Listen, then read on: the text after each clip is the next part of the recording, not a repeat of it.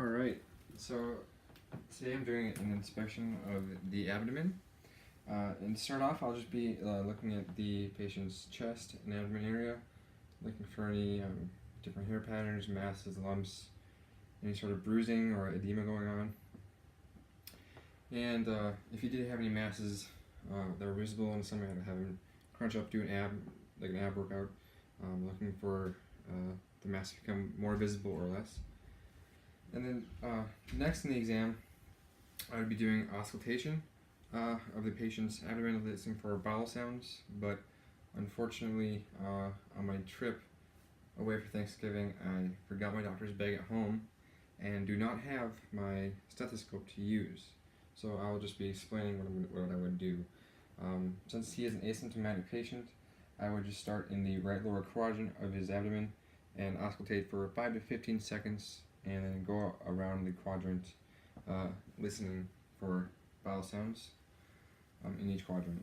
And then after I finish that, I would flip over to, well, for auscultating the bowel sounds, I'd use the diaphragm, but then I would flip it over and use the bell to listen for friction rubs of the spleen, or the liver and of the spleen, and then I would listen for bruits of the abdominal aorta, the iliac arteries, the femoral arteries, and the renal arteries.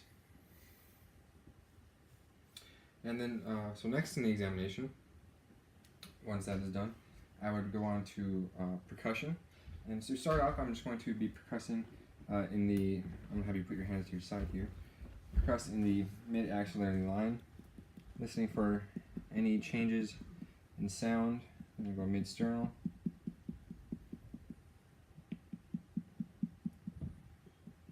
Or midclavicular, then sternal.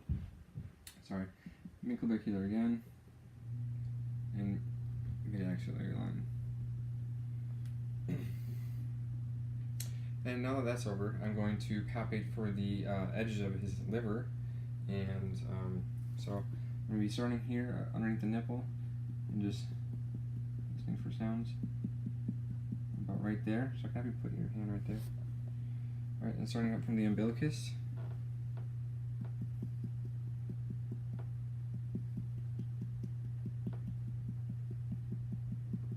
And right there. And so then you're looking for about a span of 6 to 12 centimeters, which your liver is a normal size. That's good. And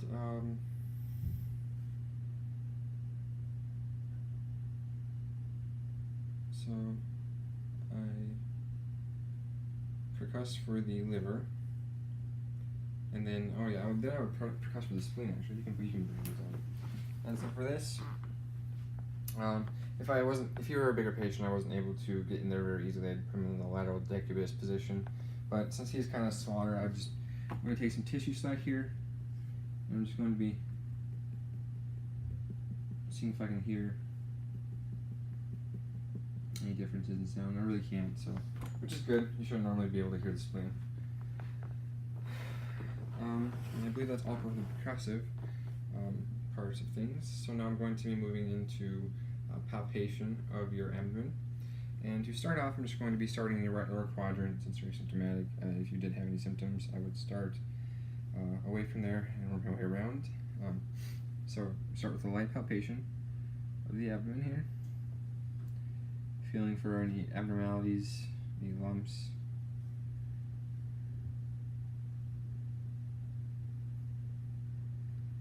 maybe any peristaltic waves or anything like that. Alright, and so nothing abnormal there. And then for this next part, I'm going to be palpating, which is a little deeper, feeling for maybe like appendicitis or any sort of diverticulitis in the intestines here.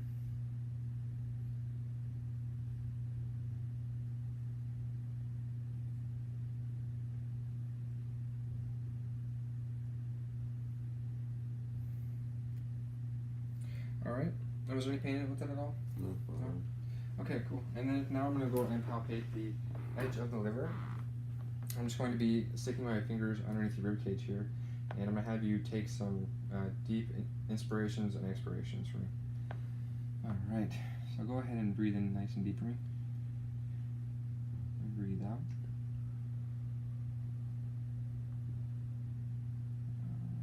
time here.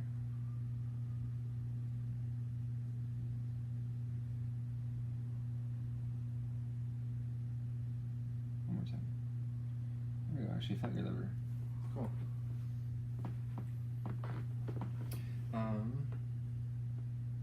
And next I'm going to be trying to attempt to palpate your spleen. It's a little harder, and normally you shouldn't be palpated. I'm going to go around here and just place my hand underneath your abdomen, underneath your rib cage here, and then I'm going to have you take a deep breath in for me. And exhale. One more time. Alright, I'm not feeling anything there. Normally, upon expiration, it'll kind of push the spleen out, but if it's not enlarged, you shouldn't really feel anything. And since I'm here, I'm just going to be palpating for the kidneys too.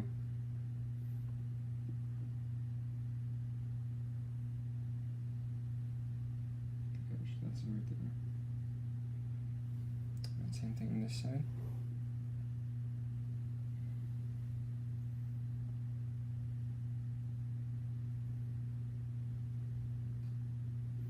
Okay. Now come around here. Palpate for the abdominal aortic pulse. Oh, and I should have mentioned earlier I'd be looking at sort of to see if I see any pulsations too, abdominal pulsations. But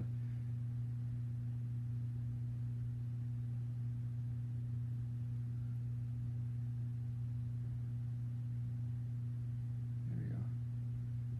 All right, I'm getting a glimpse of it. Feels pretty normal though. Anything larger than 3 centimeters would be indicative of an abdominal or aortic aneurysm, of the abdominal aortic aneurysm. Words escaping there. And now I'm going to be palpating McBurney's point, and just be in between the ius and the umbilicus here. And if I were to push down there, and there's any pain, that would be a positive for McBurney sign, which would be appendicitis. And then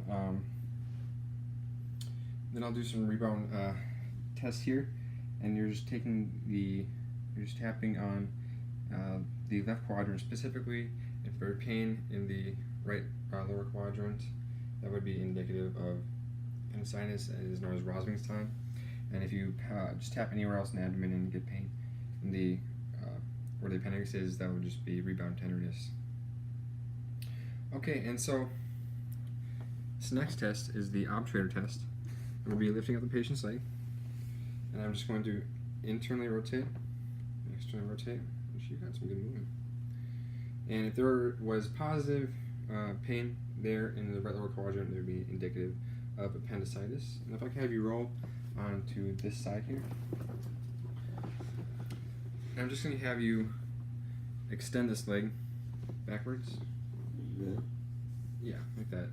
And just kind of stretch out this area here. And if there was pain associated with that, that would be indicative of appendicitis. And this is known as the psoas test.